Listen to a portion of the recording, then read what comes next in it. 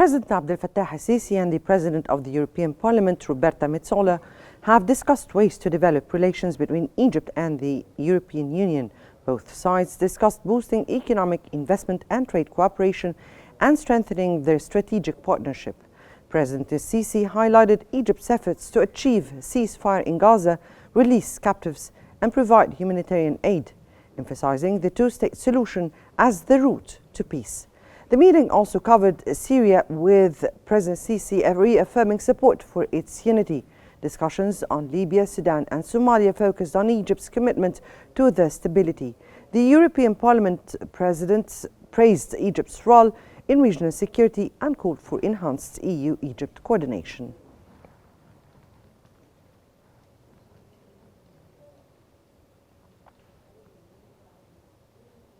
President Abdel Fattah al-Sisi has affirmed that Egypt serves as the first line of defense against irregular migration heading towards Europe. During a phone call with Antonio Costa, the President of the European Council, El-Sisi warned of the repercussions of the ongoing conflict in the region and the risk of it evolving into full-scale war.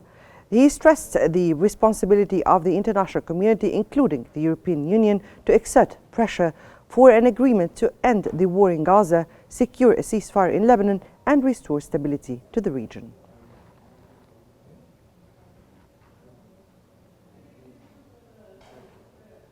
Foreign Minister Badr Abdulati has expressed his appreciation for the success of the Egyptian-European Investment Conference held in June 2024, which marked one of the first major events under the new strategic partnership.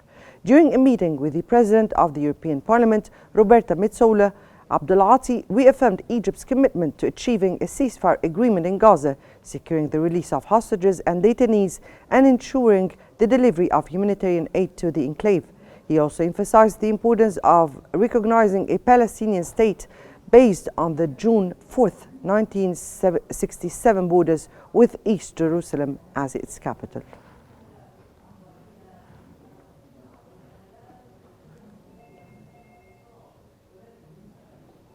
President Abdel Fattah al-Sisi has reviewed housing projects, urban development plans, and construction in the new administrative capital. In a meeting with Prime Minister Mustafa Madbouli, Minister of Housing Sharif al-Sharbini, Minister of Investment Hassan al-Khatib, Urban Planning Advisor Amir Sayyid Ahmed, New Administrative Capital Company Chairman Khalid Abbas, and Armed Forces Engineering Authority Head Ahmed El-Azizi. President Sisi directed the continuation of intensifying government efforts to ensure the implementation of sound governance of resources and assets in ongoing projects based on the best international standards.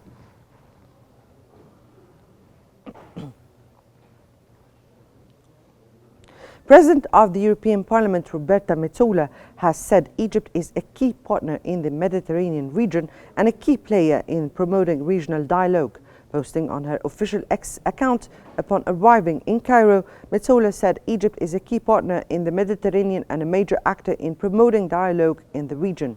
She said she is keen to strengthen EU-Egypt relations and underlined the message that we will play our role in addressing shared challenges.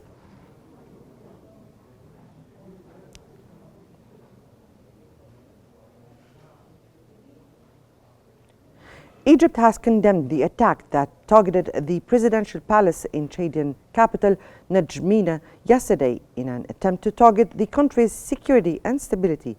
In a statement issued by the Ministry of Foreign Affairs, Egypt affirmed full solidarity with the government and people of Chad, denouncing this act which targeted the nation's security and stability.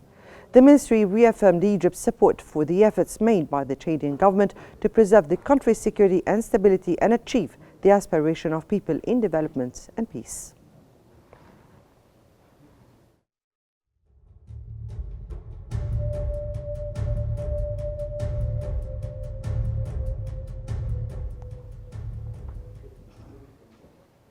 Foreign Minister Badr Abdulati has emphasized Egypt's support for the Chadian government's efforts to maintain security and stability in the country. During a phone call with his Chadian counterpart, Abdurrahman Golama Allah, the two ministers exchanged views on various regional issues, including the situation in Sudan and ways to enhance security and stability in the Sahel and Sahara region.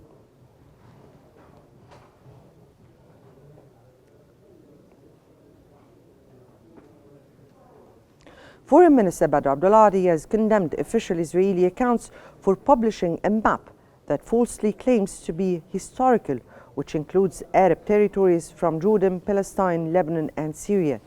During his meeting with a delegation from the Palestine Liberation Organization, Abdulati emphasized Egypt's unwavering support for the Palestinian Authority, reiterating Egypt's rejection of any plans to displace Palestinians from the homelands.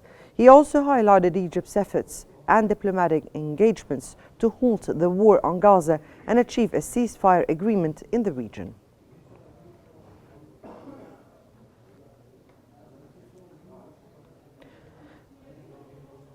Foreign Minister Badr Abdulati has underscored the vital role of the African Space Agency hosted by Egypt in advancing Africa's development goals in line with the African Union's Agenda 2063.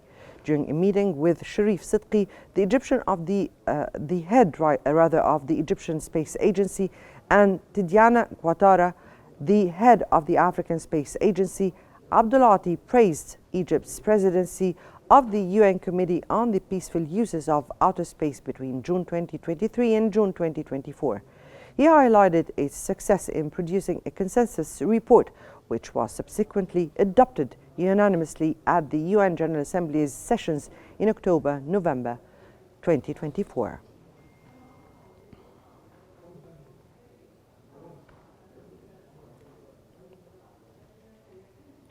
The Cabinet's Media Center has denied that the Grand Egyptian Museum will be sold and confirmed that it will remain owned by the Egyptian state. The Cabinet's Media Center clarified that what was circulated by some social media pages and hostile media outlets regarding the government's intention to sell the Grand Egyptian Museum against the backdrop of restructuring the Board of Trustees of the Museum Authority for 3 years is absolutely incorrect, stressing that what was published in this context is merely a new attempt to stir up confusion by spreading rumors and lies among citizens.